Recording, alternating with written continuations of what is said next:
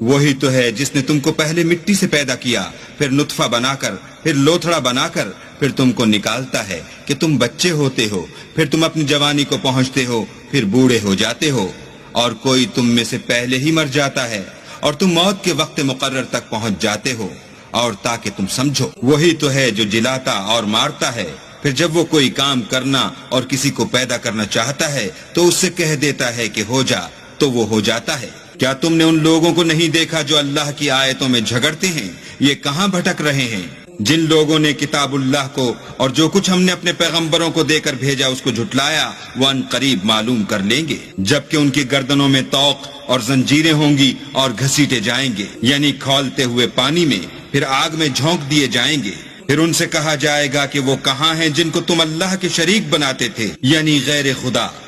کہیں گے وہ تو ہم سے جاتے رہے، بلکہ ہم تو پہلے کسی چیز کو پکارتے ہی نہیں